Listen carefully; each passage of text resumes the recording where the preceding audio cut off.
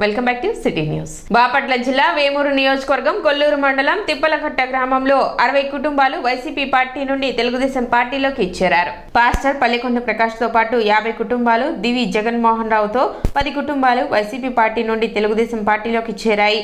తెలుగుదేశం పార్టీలోకి చేరిన వారికి మాజీ మంత్రి నక్క ఆనంద్ బాబు పార్టీ కండువా కప్పి పార్టీలోకి ఆహ్వానించారు.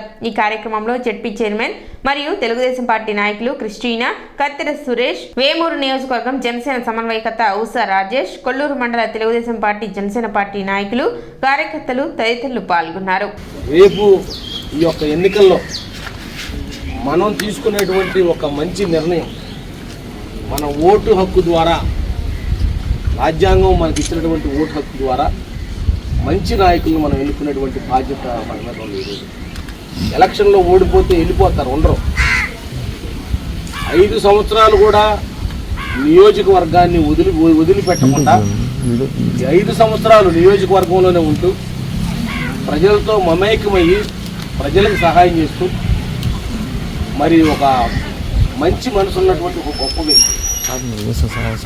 మీడియేటర్ లేకుండా ఎవరినో తీసుకొని వెళ్తేనే ఆయన పని చేస్తాడు, ఫలానా అతను తీసుకొని వెళ్తే పని చేస్తాడు అనేటువంటి లేకుండా ఎవరు వచ్చినా కానీ ప్రభుత్వం మారినా, ప్రభుత్వం అధికారంలో ఉన్న వైఎస్ఆర్ పార్టీ అధికారంలో ఉన్న నియోజకవర్గాన్ని వదిలిపెట్టకుండా ప్రతి ఒక్కరిని వెన్నుగాస్తున్నటువంటి వ్యక్తి నక్క ఆనందబాబు గారు.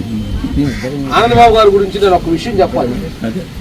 నేను ఎప్పుడు చెబుతూ ఉంటాను ఈ విషయాన్ని. నేను వైఎస్ఆర్ పార్టీలో నేను ఎన్ని క్రిస్టినా గారు 12 సంవత్సరాలు మేము వైఎస్ఆర్ పార్టీలో ఉన్నాం.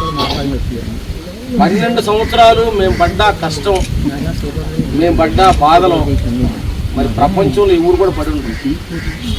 ఎంత పోగొట్టుకున్నాము, వయసు పోగొట్టుకున్నాము, చాకిరీ చేశాము. మాట ఇస్తాడు, మాట తప్పుతాడు. ఆయన భయంకరంగా మాట తప్పుతాడు, భారీ ఎత్తున మడి తిప్పుతాడు. సామాజిక పెన్షన్ల కొరకు ఎవరు సచివాలయాలకు రావాల్సిన అవసరం లేదని ఆన్లైన్ల ద్వారా గానీ ఆఫ్లైన్ ద్వారా గానీ ఇంటి వద్ద పంపిణీ చేసే విధంగా ప్రభుత్వం స్పష్టమైన ఆదేశాలు ఇచ్చినట్లు మున్సిపల్ కమిషనర్ బండి శేషన్న తెలిపారు. బ్యాంక్ ఖాతాలకు ఆధార్ కార్డ్ లింక్ చేయబడిన వారికి డైరెక్ట్ గా వారి యొక్క బ్యాంక్ ఖాతాలో పెన్షన్ జమ చేయబడుతుందని, మిగిలిన వారికి సచివాలయ సిబ్బంది నేరుగా ఇంటి వద్ద పెన్షన్ అందించే విధంగా చర్యలు తీసుకుంటున్నట్లు చెప్పారు. బ్యాంక్ ఖాతాలలో జమ చేయబడే వారి వివరాలు, అదేవిధంగా ఇంటి వద్ద పంపిణీ చేసే లబ్ధిదారుల వివరాలు సచివాలయ సిబ్బంది ముందుగానే తెలియపరుస్తారని, 1-2 తేదీలలో ఈ ప్రక్రియ ఉంటుందని పెన్షన్దారులు ఈ విషయాన్ని గమనించాలని ఆయన విజ్ఞప్తి చేశారు.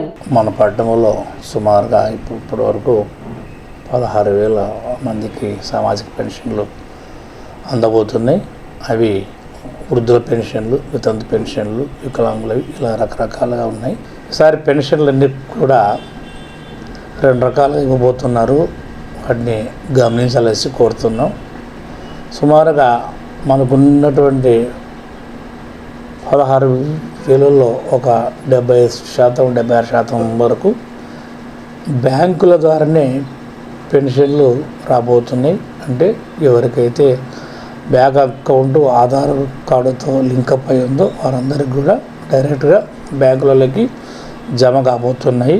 రిమైనింగ్ 25% లోపల ఎవరైతే ఉన్నారో అలాంటి వాళ్ళు బాగా వృద్ధులు కావచ్చు, వికలాంగులు కావచ్చు, లేకపోతే ఆధార్ అనుసంధానం లేని వాళ్ళు కావచ్చు, వారందరికీ కూడా మన సెక్రటేరియట్లో ఉన్నటువంటి సచివాలయం స్టాఫ్ మీ ఇంట్లోకి వచ్చి మీకు పెన్షన్లు ఇవ్వబోతున్నారు.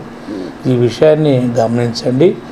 ఎవ్వరు కూడా సచివాలయాలకు వచ్చి మీరు ఇక్కడ ఇస్తారనేటువంటి విషయం పెట్టుకోవద్దు. మీ ఇంట్లోకి వచ్చి ఇస్తారు. ఎవరికి ఆన్లైన్లో పడుతుంది, ఎవరికి ఇంటికి వస్తుంది, ఇంటికి వచ్చి ఇస్తారు సమాచారం ఇస్తారు. కాబట్టి దీన్ని గమనించండి. రేపటి నుంచి రేపు ఎల్లుండి 2-3 దినాల్లోనే ఇదంతా క్లియర్ అవుతుంది. ఇన్ కేస్ ఆన్లైన్ ద్వారా ఎవరికన్నా కానీ ఒకరి దగ్గరికి టెక్నికల్ రీజన్స్ వల్ల పడకపోతే కనుక అలాంటి వాళ్ళకు 2వ దినం మళ్ళీ వస్తాయి. కాబట్టి ఈ విషయాన్ని ప్రతి ఒక్కరు కూడా గమనించుకో.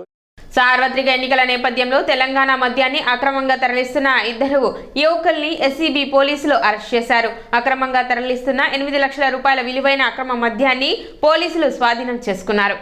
నగరానికి చెందిన రామ్మోహన్ రావు తెలంగాణ నుండి గుంటూరుకి శ్రీనివాసరావు అనే వ్యక్తి ద్వారా మద్యాన్ని తరలించి పెనుమాక పూర్ణచంద్రరావుతో విక్రయిస్తున్నారు. తెలంగాణ అక్రమ మద్యం తరలిస్తున్న సమాచారాన్ని అందుకున్న ఎస్సీబీ పోలీసులు అగవత్తరపాడు వద్ద మద్యాన్ని తరలిస్తున్న రామ్మోహన్ రావు, శ్రీనివాసరావును అరెస్ట్ చేశారు. 8 లక్షల రూపాయల విలువైన 6,730 మద్యం సీసాలను స్వాధీనం చేసుకున్నారు. ఎన్నికల నిబంధనలు పూర్తిస్థాయిలో అమలు చేసేలా ఎస్సీబీ పనిచేస్తుందని ఏఎస్పీ వెంకటేశ్వరరావు తెలిపారు. అనంతవరపాడు పోలేరమ్మ అమ్మవారి గుడి దగ్గర చెక్ చేస్తా ఉన్న సమయంలో వీరికి ఒక vehicle Ashoka Leyland mini truck ఇది దొరకడం జరిగింది. ఆపిన తర్వాత అందులో కొంత కన్ఫ్యూజన్గా ఉండడంలో వీళ్ళు త్వరగా చెక్ చేయడంతో లోపల 133 ఈ కార్టూన్స్ ఏవైతే బాక్సులు ఉన్నాయో ఆ బాక్సులన్నీ కూడా ఇప్పుడు చూపించడం జరుగుతూ ఉంది. ఆ 133 బాక్సుల్లో మద్యం బాటిల్స్ని తరలిస్తుండగా మరి పట్టుకోవడం జరిగింది. దాంట్లో ఉన్న వ్యక్తిని మనం ఎంక్వైరీ చేస్తే తన పేరు పాలెం రామ్మోహన్ రావు, ఇతను గుంటూరులోనే రెసిడెన్స్ ఉంటా ఉన్నాడు. ఈ వాహనాన్ని నడుపుతున్నటువంటి వ్యక్తి శ్రీనివాసరావు. ఇతనికి వీళ్ళిద్దరికీ సన్నిహిత సంబంధం ఉంది. గతంలో కూడాను మరి ఈ యొక్క వ్యక్తి రామ్మోహన్ రావు అనే అతను యొక్క యాంటిసిడెంట్స్ వెరిఫై చేస్తే గతంలో కూడాను 3 కేసులు అతని మీద ఉన్నట్టుగా మాకు యొక్క రికార్డు. సింహం అని చెప్పుకునే సీఎం జగన్ ఎన్నికలు వచ్చేసరికి కక్కుర్తి రాజకీయాలకు పాల్పడుతున్నారని టీడీపీ గుంటూరు పార్లమెంట్ అభ్యర్థి పెమ్మసాని చంద్రశేఖర్ విమర్శించారు. నాగార్జున యూనివర్సిటీ సమీపంలోని రెయిన్ట్రీ పార్క్ అపార్ట్మెంట్ వాసులతో సమావేశం నిర్వహించారు.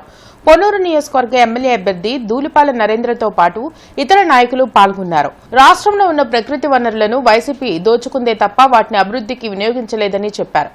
ఓటు హక్కును ప్రతి ఒక్కరు వినియోగించుకొని ప్రజాప్రభుత్వాన్ని ఏర్పాటు చేసేందుకు ఎన్డీఏ కూటమి అభ్యర్థులను గెలిపించాలని కోరారు. మౌలిక సదుపాయాలు, రోడ్లు, వాటర్ అనేది వ్యక్తిగత ప్రయోజనాలు కాదు. వాటికి ఓట్లు రావని జగన్మోహన్ రెడ్డి గారు పూర్తిగా వదిలేశారు. ఓటు బ్యాంకు రాజకీయాలు, ప్రతి వాడికి 5,000 3,000 ఇస్తే వాళ్ళు జగన్మోహన్ రెడ్డి గారు డబ్బులు ఇచ్చినట్టుగా భావించి వాళ్ళు ఓట్లు వేస్తారని ఆ విధంగా వెళ్ళారు. మీరు ఇలాంటి సిచ్యువేషన్లో మీలాంటి వాళ్ళు కూడా ధైర్యంగా నిలబడి ఓటింగ్ పర్సంటేజ్ పెంచకపోతే మాలాంటి వాళ్ళకి కానీ రేపోతే ఇంకో ముందు వచ్చే తరాలకి రాజకీయ నాయకులకు కానీ ఒక నిస్తేజం వస్తుంది. ఎందుకు ఏమిటి ఉపయోగం వీళ్ళకి చేసి మనం కనీసం 5 సంవత్సరాలు మేము కష్టపడాలని మీకోసం వస్తే 2-3 గంటలు కూడా వీళ్ళు ఓటింగ్కి నిలబడినటువంటి పరిస్థితి ఉంటే ఎలాంటిది ఉంటుందో మీరందరూ ఆలోచించుకొని మీరు ఒకళ్ళకి 10 మంది మీరు కావాల్సిన వాటర్ తీసుకెళ్తారో, మజ్జిగ తీసుకెళ్తారో, గొడుగు తీసుకెళ్తారో తీసుకెళ్ళండి. ఎండలో అయినా నిలబడి ఈసారి తప్పనిసరిగా ఓటు చేయండి. ఎందుకంటే ఇది వర్గాలకు సంబంధించిన కాదు, తరాల భవిష్యత్తుకు సంబంధించింది.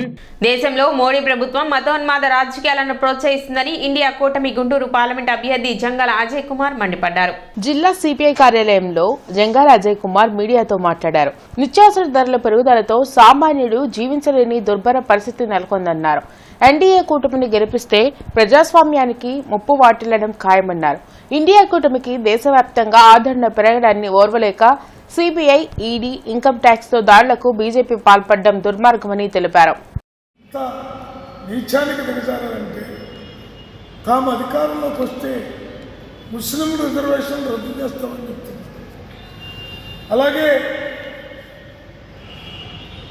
ఇండియా కూటమి అధికారంలోకి వస్తే హిందువుల మెడలో మంగళసూత్రాలు కూడా ఉండవని చెప్తా ఉన్నారు. ఇది భావ్యమేనా? ఈ దేశంలో పుట్టిన ప్రజలు ఇలాంటి మత ఉన్మాద చర్యల్ని సహించగలరా? ఇది ప్రజలందరూ అన్ని మతాల వారు ఆలోచించారు. కేవలం మైనార్టీలో లేకపోతే ఇతర మతస్థులు ఆలోచించడం కాదు, అన్ని మతాలకి సంబంధించిన భారత రాజ్యాంగానికి సంబంధించిన మౌలికపరమైనటువంటి అంశం ఇది.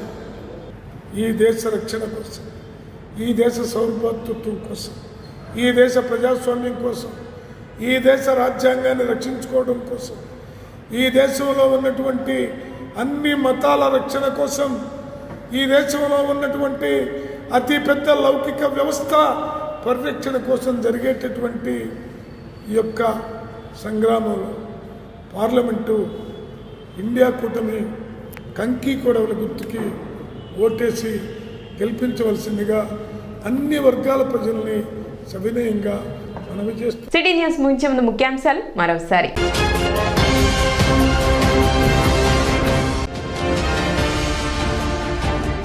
ప్రశాంతంగా జరిగిన మున్సిపల్ కౌన్సిల్ సాధారణ సమావేశం.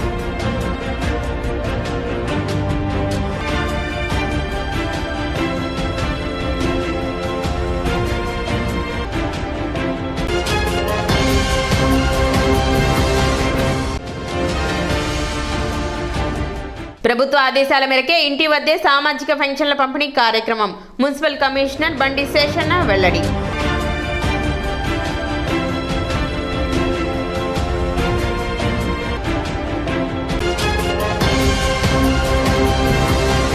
సిటీ న్యూస్ ఇంతటితో సమాప్తం. నమస్కారం.